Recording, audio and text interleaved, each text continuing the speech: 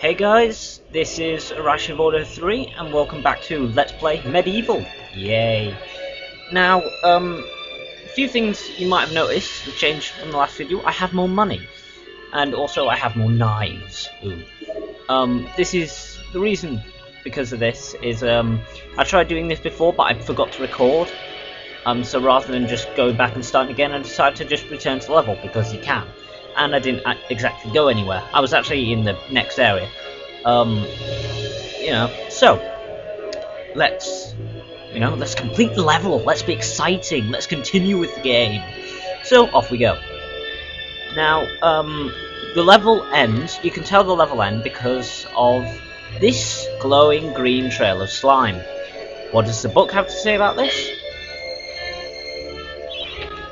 Track down Zarok by retracing his diabolical odyssey through Gallowmere.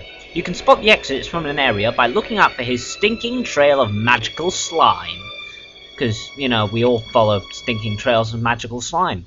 It makes sense. Plus, I'm attracted by the shiny, glowing green lights. Shiny. So, let's go. Next area.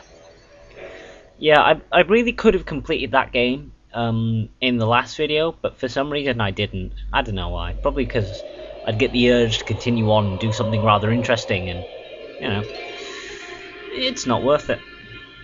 Hang on one moment, I realised something. Yeah, I'm still trying to work out my method of let's playing. I'll probably do it kind of like Halloween, where I'll do up to a point and then release it. Release the videos in parts. So yeah, welcome to the map screen. This is like your level selection thing. From here you can save the game and enter levels, and as you can see there's only 2 levels so far. Dan's Crypt and the Graveyard, which is our next location. Another thing to note is the cups in the top right corner. That's the chalice counter, and I'll tell you more when we get to that. So let's go into the Graveyard. Yay. You know, yeah, I'm sorry for how long it's taken me to release this. I've been kind of distracted by stuff. Mostly projects. Ooh, look, little hand. I can't do anything to it. It's a hand. It's a hand running about. It's alright. I like the hands. In the second game, they're actually useful at a point, which is pretty cool. You know, hey, check me out. I'm a walking hand. Go on, stick your skeletal face on me. That's pretty much what you do. You take your head off, stick it on and control it. But as I say, that only happens in the second game. Welcome back to your beloved Gallowmere. The stinking dead have risen up to dance with the lifeless living, and they want to do it over your dead body. Well, that's nice to know. And here's our first enemy. Now, zombies are what we'll be fighting for most of it. Occasionally we'll meet more interesting enemies, but for now, zombies are the name of the game. And you'll notice as I kill them, little red lights will fly up. These are souls, or lost souls. And these go into the chalice. Now, the chalice is a magical cup which collects souls. You know, as you do. You know, charge, die. Yay. But yeah, it collects souls. And we can only collect it when we've got 100% on the chalice. So we have to kill a lot of stuff to get that. As I mentioned in the video before, rooms are what allows us to open stuff. Look, there's another one. We'll probably need that.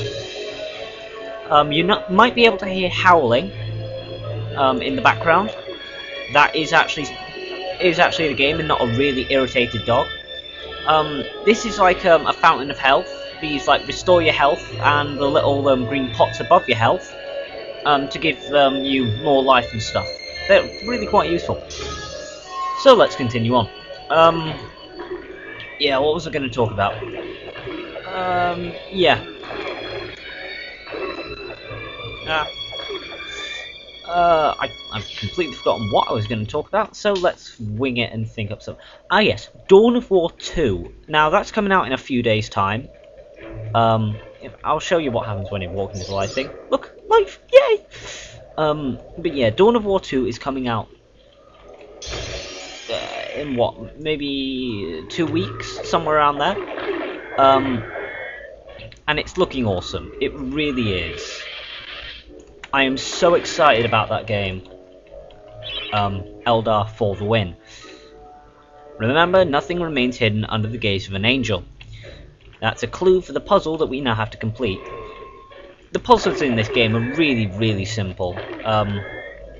Look, here's an angel, and guess what? There we go. It was facing that gate, and now it's facing this one. You move it by hitting it. And here is the ever-elusive chalice. Now, these become progressively harder to find in the later game, and you use them. Oh, we're very, very close to getting it. But you use them to get weapons and abilities from the Hall of Heroes. You know, which is cool. I do like the zombies in this. It was supposed to be like a zombie killing game, but it never really felt that, like, you know, threatening. It was more like, look, a zombie, isn't he cute? But yeah, Dawn of War 2 is coming out. I'm excited about that. Myself and John of Ordo 3 were thinking of doing like a kind of challenge thing with it. Get over it. No, don't hit me.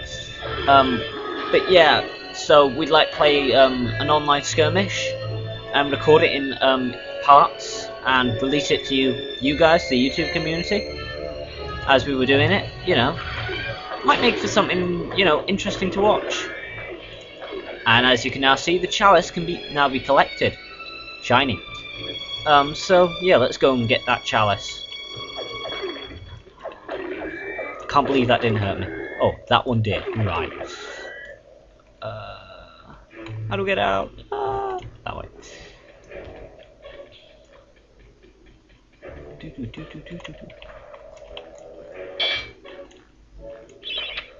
The living world lies beyond these skull gates. The master of the Hilltop Mausoleum, the stained glass demon, has possession of the skull key. Well, that sounds, you know, welcoming. The stained glass demon. Yeah, you can pretty much guess he's going to be a boss later on. No, this one. Open. I'm not going to read all the books, unless you guys actually want me to. And if by some chance you comment after I've completed this, I might do a run where I read all the books just for you guys. You know, the Hall of Heroes awaits. It says that every time you pick the chalice up. God, there's such a thrill every time I read that. It's like, my God, the Hall of Heroes. I don't know what it is. Sounds cool. I'm gonna be like this. It's been a long time since I've played this game, as I said in the last one. So it's like a journey of rediscovery. It's like, you know, when you're up in the attic and you find something like really, really old, like you've not seen for ages, and you just suddenly think, oh my God, that's cool. Ooh, more of you. Go on, come on, yeah. This is a shop gargoyle. You talk to him with the X button, and you can buy stuff from him. So far we can only get throwing daggers, which I'm going to use. You know, it's a let's play, so we might as well, you know, get inventive, make use of these weapons while we still can. Okay, no, bad. Die. Yeah, as you can see, there's a little green glowy light which highlights what we're targeting.